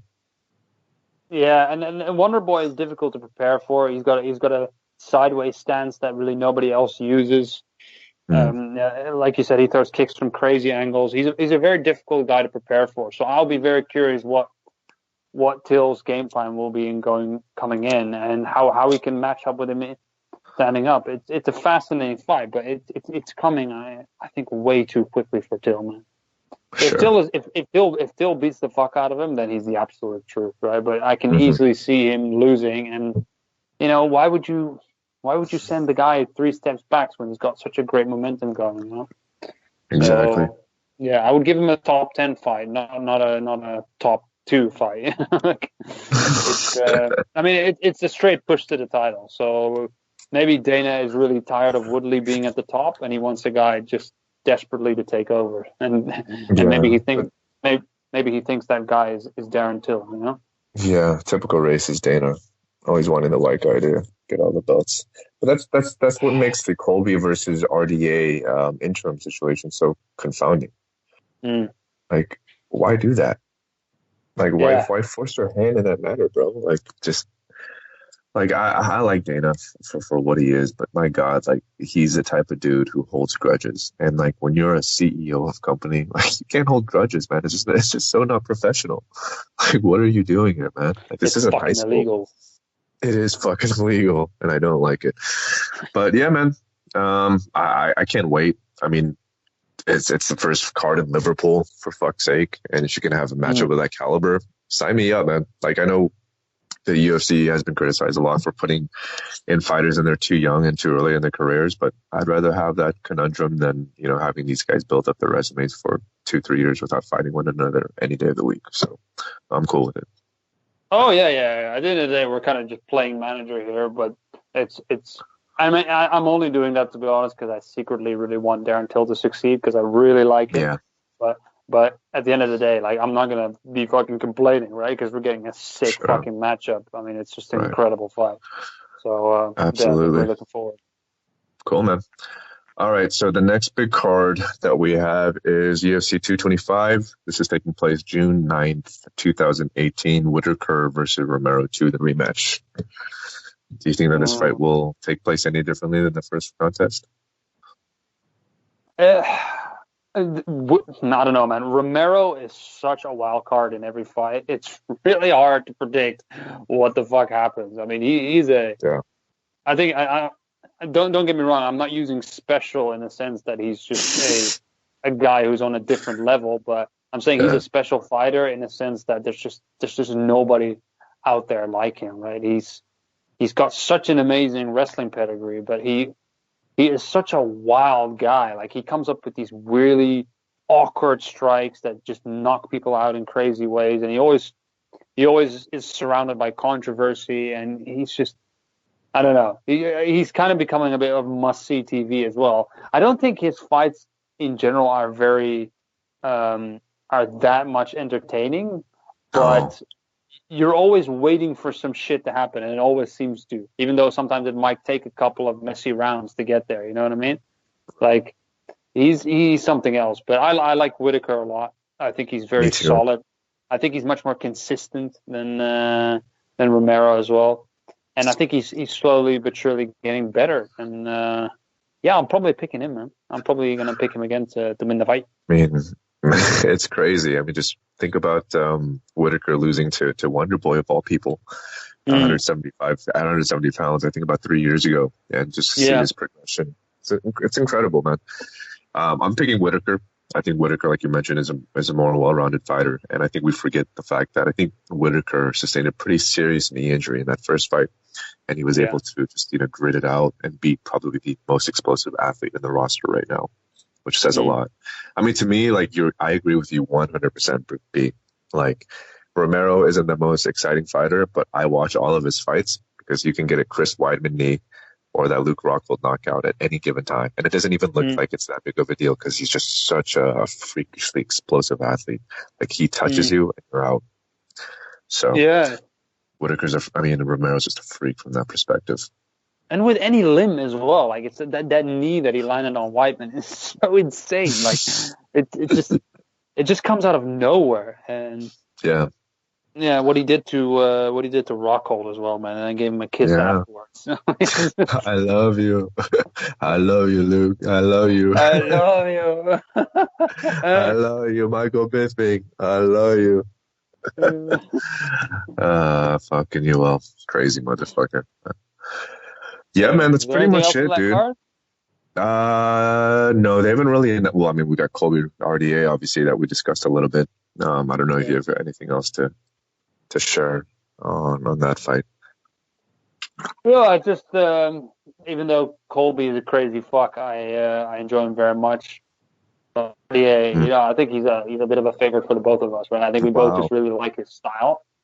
Mm-hmm.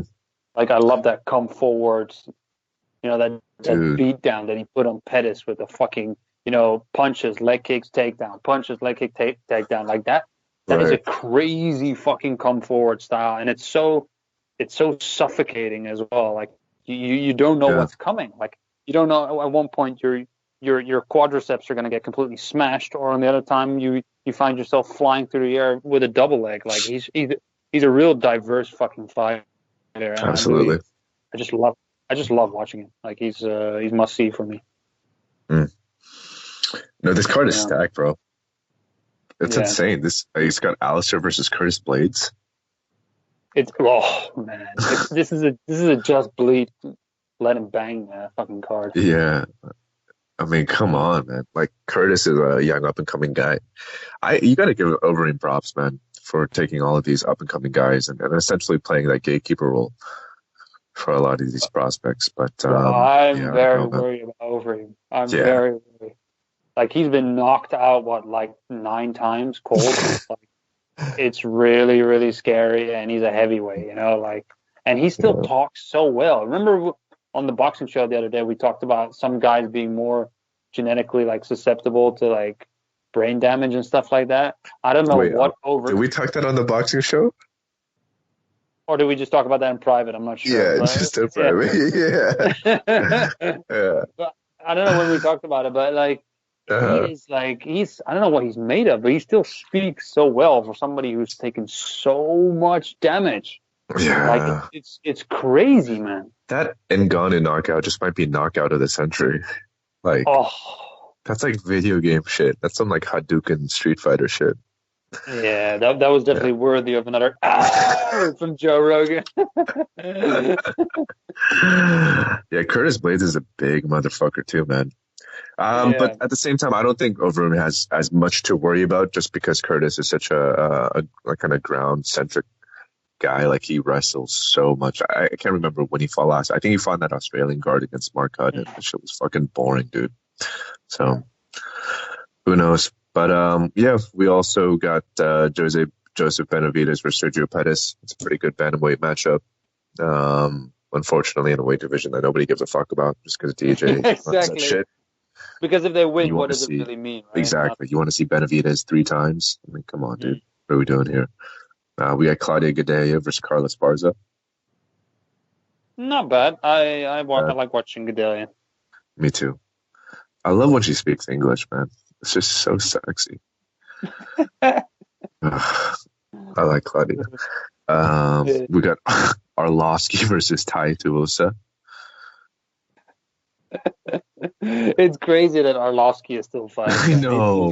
He's had such a resurgence under Jackson, and it's like somehow he's still relevant. Like he was the shortest. He was the shortest of shortest fighters, like that you can imagine. Like everybody thought he was a joke. They should retire, and that was like 6 fights ago. Like he just I had feel it might have been more, dude. It might have been probably more. before the fucking who's Ronda's husband? Travis Brown. Travis Brown. When he fucked up Travis Brown. That was beautiful. That movement. And then this card is pretty stacked as it is, but then we got Holly Holm versus Megan Anderson. A couple of 1-2 babes, if I can say so myself, man. That stare down is going to be excellent at the weigh-in. Oof, Jesus, I don't know where I'm going to look. I don't know why I'm sounding so creepy today. I just have a thing for Holly, man. I really like the preacher's daughter, and Megan isn't that bad. But I've never seen Megan fight, bro. Like I have no idea what caliber she is. I mean, I've heard decent things about her just because she's big, but I mean, when that's the first attribute that you're referring to, it's probably not the best sign of how good a weight division is.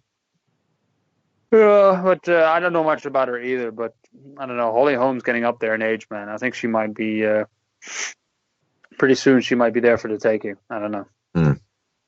Cool, man. Well, last one on the agenda is the big one, International Fight Weekend in Las Vegas, July 7th.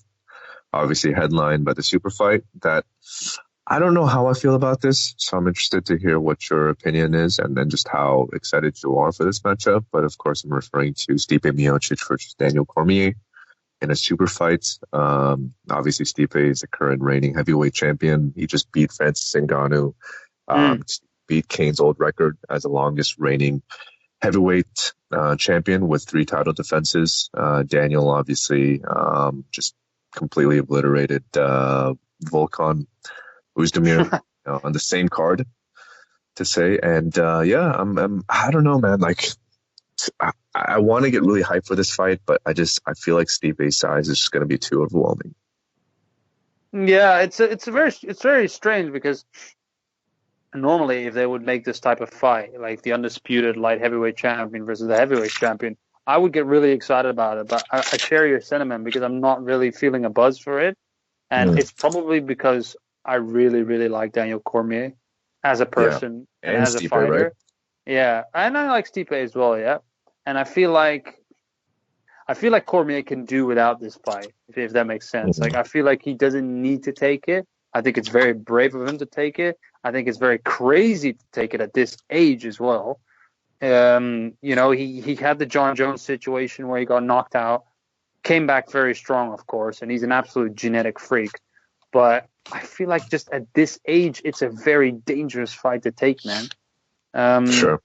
But I do think he's going to do really well, though. I mean, don't get me wrong. Like Cormier, we all know, has done exceptionally well at heavyweight, and he always seems to close a gap of size and range with just pure skill, speed, and fucking grit. And I think he will do quite well because Stipe is not the biggest guy in the world either at heavyweight. You know, like he's not an oversized heavyweight. He's not a Francis Ngannou. So I think he'll give it a good shot, but.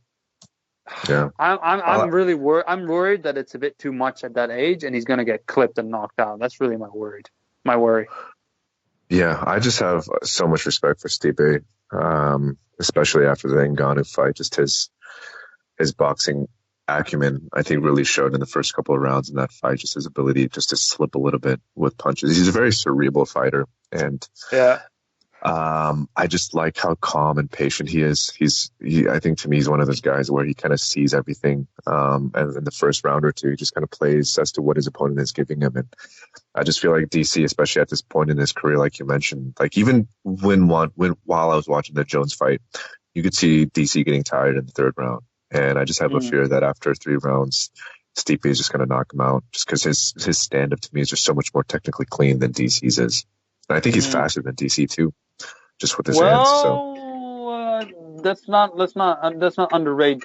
Yeah, DC does have some pretty good right hands. Yeah, he does. Boxing he does is pretty nice right hand. Good defense as well. You're right. He's not that easy to hit. Yeah, but again, that is true. Size, reach. Stipe and like jab at him. Like it's funny. Like I know how we do say that Stipe isn't a big heavyweight, but at the same time, like he does fight at 245 pretty consistently at that weight division. So by no means is he a small guy, but no, you're right though, man.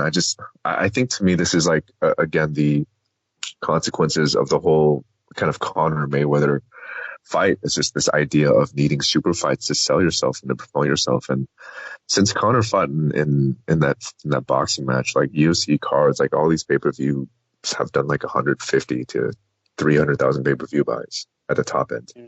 So it's like, does this really salvage that? I don't know. And like, is it really worth putting 2 weight divisions on hold for something like this? I kind of err to the side that it doesn't. Who would you have liked Stipe to fight if he stayed at heavyweight? Because I can't really think of anybody that's. But really I can't even think of DC too, though. Like, who would you want DC to fight? Yeah, I don't know, man. The guy was Volkan, right? So and then he kicked the shit out of him. So who else is? Oh, maybe the Gustafsson rematch. I would watch that. Yeah.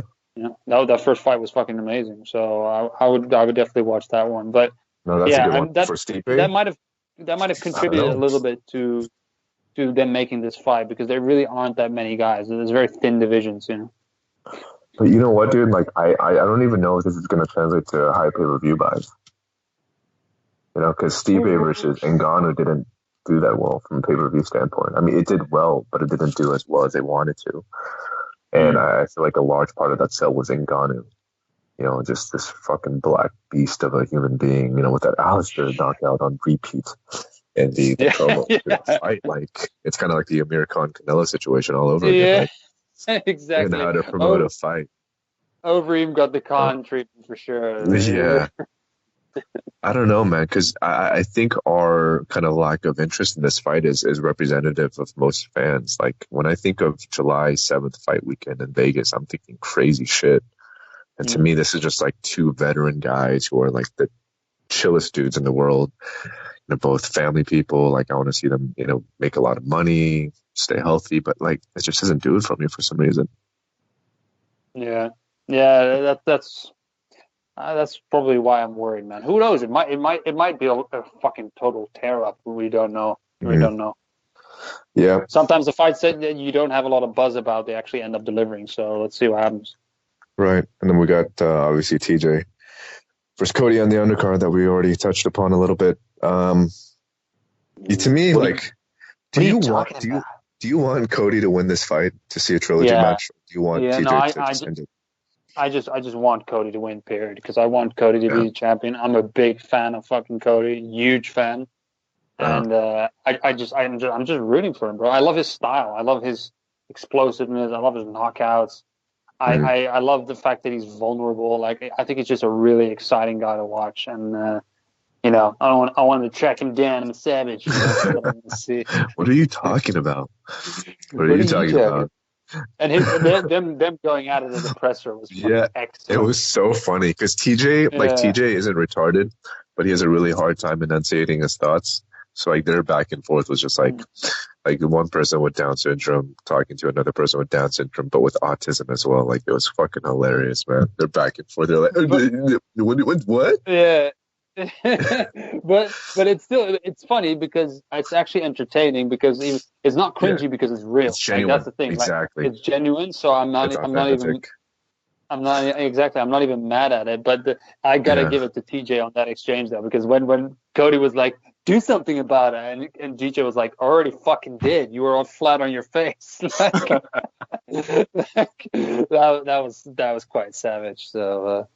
Yeah, I got to give 1-0 to TJ on that one. I like both of them, man, but I just have a soft spot for Cody and his brilliance. You like TJ? I don't like TJ. I like TJ's fighting style. I think he's fucking incredible. I think he's incredible to fight. I don't know. I think he does a lot of shit like to look cool, but I don't know. Maybe I'm just being a little bit too tough on him, but I just think he's like a freak athlete, man. Like when you see him at he does. He does do a lot of movement, which is excess, a little bit dominant cruise flavor.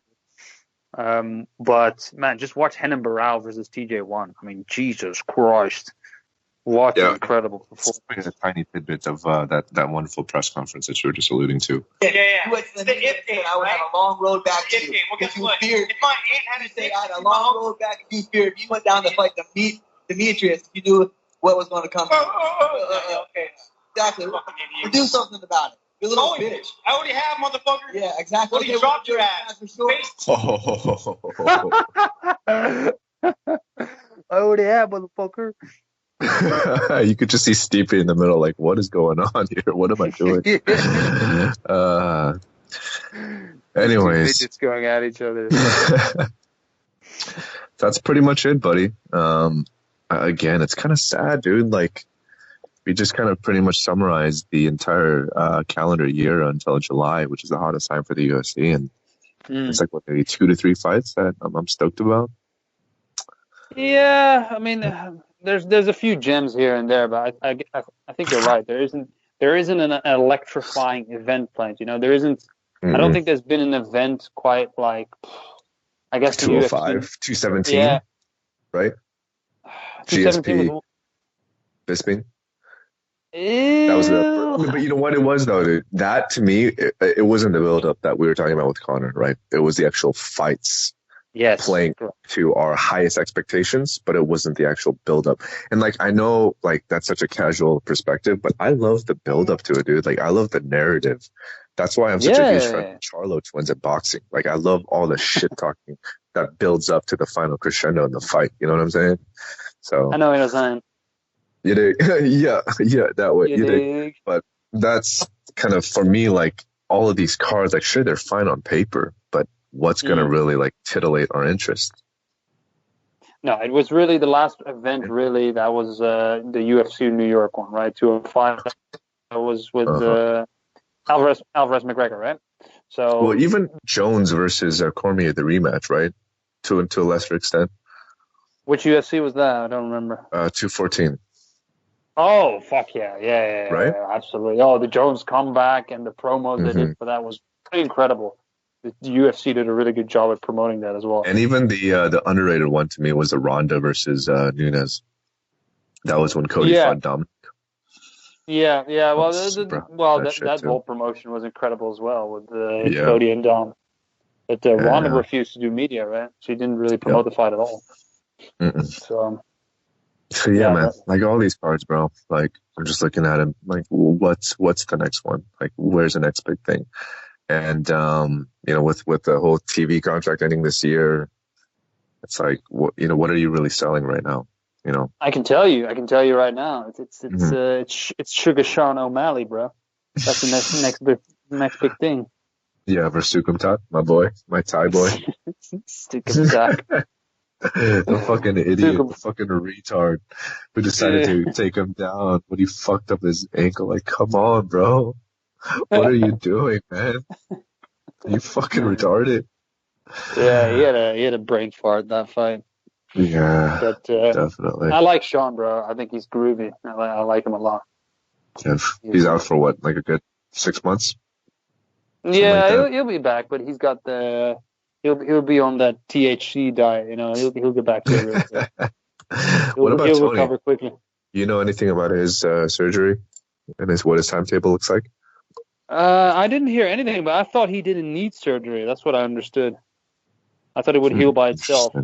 That's what I originally heard about the injury. But yeah, man, fucking Tony. I still honestly I really haven't really forgiven him for pulling out. Honestly, like this killed me, man, on the inside. Yeah. The other cancellations where this is bad, 4 times. But this one, because it was so close as well, we thought we were gonna get it. I the remember last one was close, man. The last one was the fucking day before, bro. Yeah, you're right, but for some reason I felt this time it was gonna happen. I felt it, I felt. I mean, I was watching the MMA beat the weekend before, and they were even laughing about it. They were saying like, no, it's gonna happen, and then I think Wags was saying like, be careful there, Luke. Be careful what you say. Yeah, he's fucking right. And the fact that it was on April 1st. Like, no, I was so confident as well because I felt, you saw this footage of Khabib, being on point, changing his lifestyle, and like you thought, like, okay, this is great. Ferg is not going to pull out. Khabib is on point. His weight's going to be fine. We're finally going to get it, and then you get this stupid fucking TV set accident. Like, what the fuck, man? Doesn't even make sense. It makes zero sense. Like, it's I don't know if I still should believe it. Yeah. It's really, really strange, but yeah, man, it's still a dream fight. I hope one day we get to see it. I really, really do. I talked to Joe about this earlier. Like, how do you present that card?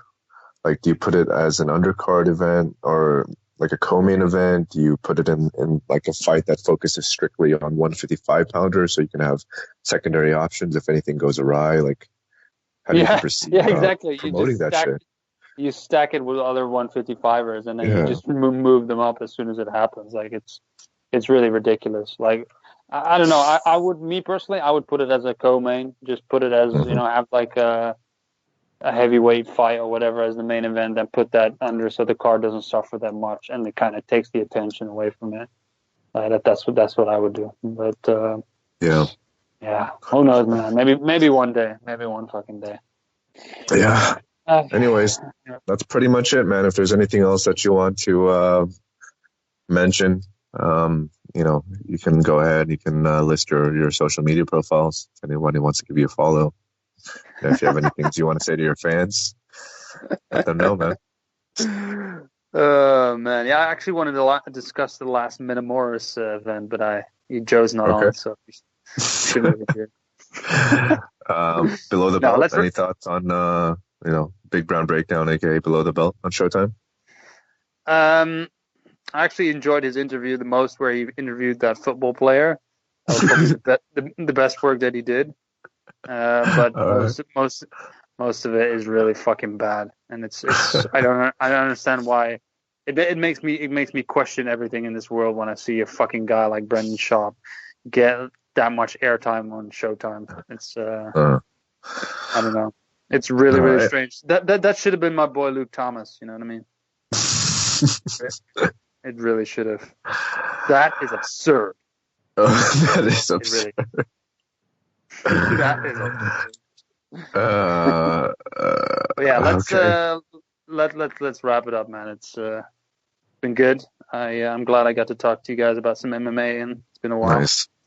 Yeah, thanks, dude. I thought it was gonna go terrible at first when it was just Joe. I was like, damn, like, am I gonna have 30 minutes worth of conversation with this motherfucker? And it actually turned out pretty good. So I'm happy that things have played out the way they did. And you guys will probably see us, I don't know, maybe 8 months from now. So maybe we'll do another show in, December 19th of this calendar year. But we'll try to do something soon, honestly. I think the next big one is probably, I don't know, maybe July. So we'll come back in 3 months. So that's pretty much it for me. You can follow me at Superboy, at Superboy on Twitter. And just look out for me, guys. Thanks you so much. That's our show. Give us a heart on Mixlr. Give us a follow on Twitter at the Boxing Coalition. And we're out, guys. Peace.